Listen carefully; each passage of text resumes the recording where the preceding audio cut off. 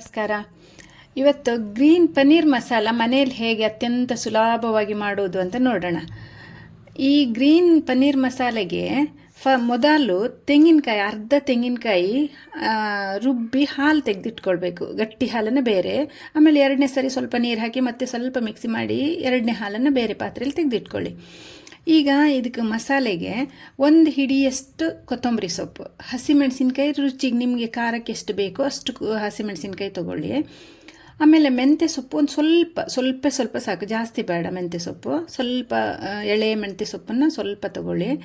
ಆಮೇಲೆ ಹಸಿ ಈರುಳ್ಳಿ ಒಂದು ಟೊಮೆಟೊ, ಒಂದು ಸಣ್ಣ ತುಂಡು ಶುಂಠಿ, ಮತ್ತು ಸಣ್ಣದು ಒಂದು ಗಡ್ಡೆ ಬೆಳ್ಳುಳ್ಳಿ, 4 ಲವಂಗ, 1-2 ಚೂರು ಚಕ್ಕೆ, ಮತ್ತು 8ರಿಂದ 10 ಗೇರು ಬೀಜ ನೀವು ನೆನೆಸಿಟ್ಕೊಂಡ್ರೆ, ನೀರಲ್ಲಿ ಮೊದಲೇ ನೆನೆಸಿಟ್ಕೊಂಡ್ರೆ ಅದು ತುಂಬ ಚೆನ್ನಾಗಾಗುತ್ತೆ. ಗೇರು ಬೀಜ ಇದಿಷ್ಟನ್ನು ಈ ಎರಡನೇ ಕಾಯಿ ಹಾಲು ತೆಗೆದಿಟ್ಕೊಂಡಿರ್ತಾರಲ್ಲ ತೆಂಗಿನಕಾಯಿ ಹಾಲನ್ನು, ಅದರಲ್ಲಿ ಚೆನ್ನಾಗಿ ಮಿಕ್ಸಿ ಮಾಡ್ಕೊಳ್ಬೇಕು. ಬೇರೆ ನೀರು ಹಾಕೋದು ಬೇಡ. ಈ ಕಾಯಿ ಹಾಲು ತೆಗೆದಿಟ್ಕೊಂಡಿದ್ರಲ್ಲೇ ಮಿಕ್ಸಿ ಮಾಡಿ. ಈಗ ಮತ್ತೆ ಬೇರೆ 2 ಟೊಮೆಟೊ, 2 ಈರುಳ್ಳಿನ ಸಣ್ಣ ಹೆಚ್ಕೊಳ್ಳಿ.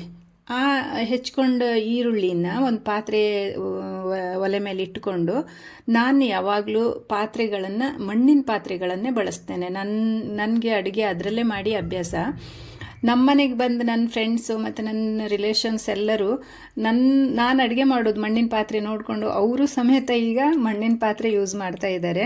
ಯಾಕೆಂತ ಹೇಳಿದರೆ ಮಣ್ಣಿನ ಪಾತ್ರೆಯಲ್ಲಿ ನೀವು ಮಾಡಿಕೊಂಡು ಅಡುಗೆ ಉಪಯೋಗಿಸೋದ್ರಿಂದ ಅದು ಆರೋಗ್ಯಕ್ಕೂ ತುಂಬ ಒಳ್ಳೆಯದು, ಮತ್ತು ಆ ಟೇಸ್ಟ್ ಕೂಡ ತುಂಬ ಚೆನ್ನಾಗಿರುತ್ತೆ.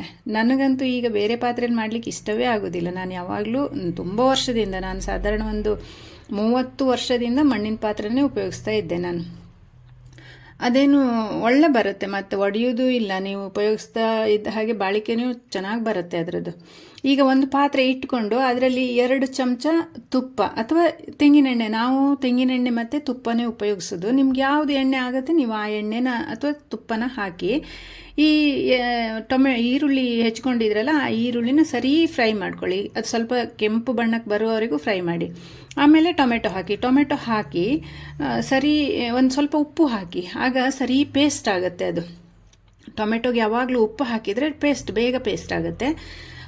ಸರಿ ಪೇಸ್ಟ್ ಆದ ನಂತರ ಈ ಮಾಡಿಕೊಂಡು ಮಸಾಲೆ ಇದೆಯಲ್ಲ ರುಬ್ಕೊಂಡಿದ್ದು, ಆ ಮಸಾಲೆನ ಅದಕ್ಕೆ ಹಾಕಿ ಸರಿ ಕೈ ಆಡಿಸ್ತಾ ಇರಿ. ಯಾವಾಗ ಅಂದರೆ ಅದು ತಳ ಹಿಡಿಬಾರ್ದು. ತಳ ಹಿಡಿದ್ರೆ ಚೆನ್ನಾಗಾಗೋದಿಲ್ಲ. ಅದಕ್ಕೆ ಸಣ್ಣ ಬೆಂಕಿ, ಉರಿ ಸಣ್ಣದಿರಲಿ. ಆ ಸಣ್ಣ ಉರಿಯಲ್ಲಿ ಕೈ ಆಡಿಸ್ತಾ ಇರಿ. ಒಂದು 10 ನಿಮಿಷ ಆದರೂ ಕೈ ಆಡಿಸ್ಬೇಕಾಗತ್ತೆ. ಆಮೇಲೆ ಅದು ಸ್ವಲ್ಪ ಗಟ್ಟಿ ಆಗುತ್ತೆ. ಗಟ್ಟಿ ಆದಾಗ ಈ ಎರಡನೇ ಹಾಲಿದ್ರೆ ಅದನ್ನು ಸ್ವಲ್ಪ ಹಾಕ್ಕೊಂಡು ತಿರುಗಿಸ್ತಾ ಇರಿ. ಅದರಲ್ಲಿ ಹಸಿ ವಾಸನೆ, ಅಂದರೆ ನಾವಿಲ್ಲಿ ಹಸಿ ಟೊಮೆಟೊ ಮತ್ತು ಹಸಿ ಈರುಳ್ಳಿ ಎಲ್ಲ ಹಾಕ್ಕೊಂಡಿದ್ದೇವಲ್ಲ, ಆ ಹಸಿ ವಾಸನೆ ಹೋಗುವವರೆಗೆ ನೀವು ಸ್ವಲ್ಪ ಅದನ್ನು ಮಗ್ಚ್ತಾ ಇರಿ.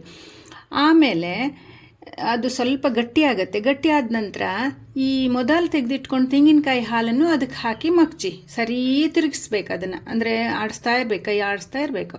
ಆಮೇಲೆ ಎಷ್ಟು ನೀರು ನಿಮಗೆ ಗ್ರೇವಿ ಬೇಕು ಅಂತ ಹೇಳಿದರೆ ಈ ಎರಡನೇ ಹಾಲು ತೆಗೆದಿಟ್ಕೊಂಡಿದ್ದು ತೆಂಗಿನಕಾಯಿ ಹಾಲಿದ್ರೆ ಅದನ್ನೇ ಹಾಕಿ, ಇಲ್ಲಾಂದರೆ ಸ್ವಲ್ಪ ನೀರು ಸೇರಿಸ್ಕೊಳ್ಳಿ. ಇಲ್ಲ ಗಟ್ಟಿನೇ ಬೇಕು ನಮಗೆ ಅಂತ ಹೇಳಿದರೆ ಅದು ಹಾಗೆ ಗಟ್ಟಿನೇ ಇಟ್ಕೊಳ್ಳಿ. ಆಮೇಲೆ ಅದು ಸರಿ ಕುದಿಬೇಕು, ಆಯಿತಾ. ತೆಂಗಿನಕಾಯಿ ಹಾಲು ಹಾಕಿದ ನಂತರ ಸ್ವಲ್ಪ ಕುದಿಬೇಕು. ಅದು ಕುದಿ ಬಂದು ಇನ್ನೇನು ನೀವು ಇಳಿಸ್ಲಿಕ್ಕೆ ತಯಾರಿದ್ದೀರಿ ಅನ್ನುವಾಗ ಮೊದಲೇ ಹೆಚ್ಚಿಟ್ಕೊಳ್ಬೇಕು ಪನ್ನೀರನ್ನು. ಆ ಪನ್ನೀರನ್ನು ನೀವು ಏನು ಫ್ರೈ ಮಾಡಿದರೂ ಆಗುತ್ತೆ. ಈಗ ತುಪ್ಪದಲ್ಲಿ ಕೆಲವರು ಫ್ರೈ ಮಾಡ್ತಾರೆ, ನಾನು ಕೆಲವು ಸರಿ ಫ್ರೈ ಮಾಡ್ತೇನೆ. ನನಗೆ ಆ್ಯಕ್ಚುಲಿ ನಾನು ಫ್ರೈ ಮಾಡ್ದೇ ಮಾಡೋದು ಜಾಸ್ತಿ. ನಾನು ಹಾಗೆ ಅದು ಮಸಾಲೆ ಹಾಕ್ತೇನೆ. ಹಾಕಿ ಒಂದು 5 ನಿಮಿಷ ಅಷ್ಟೇ ಅದನ್ನು ಸಣ್ಣ ಉರಿಯಲ್ಲಿ ಕುದಿ ಬಂದರೆ ಸಾಕು. ಆಮೇಲೆ ನೀವು ಅದನ್ನು ಮುಚ್ಚಿ ಇಡಬೇಕು, ಚಂದ ಮಾಡಿ ಮುಚ್ಚಿ ಇಡಬೇಕು. ಒಂದು 5 ನಿಮಿಷ ಮುಚ್ಚಿ ಇಟ್ಟ ನಂತರ ಇದು ಗ್ಯಾಸೆಲ್ಲ ಆಫ್ ಮಾಡಿ ಮುಚ್ಚಿ ಇಟ್ಟ ನಂತರ ಅದನ್ನು ನೀವು ಉಪಯೋಗಿಸ್ತೀವಿ. ಈಗ ಊಟಕ್ಕೂ ಆಗುತ್ತೆ ಅದು. ಚಪಾತಿ, ರೊಟ್ಟಿ ಅಂತ ಯಾವುದು ತಿಂಡಿ ತಿನ್ನಲಿಕ್ಕೂ ಚೆನ್ನಾಗಾಗುತ್ತೆ, ಭಾರಿ ಚೆನ್ನಾಗಾಗುತ್ತೆ. ಒಂದ್ಸರಿ ಮಾಡಿ ನೋಡಿ ನನಗೆ ಕಮೆಂಟ್ಸಲ್ಲಿ ತಿಳಿಸಿ ನೀವು.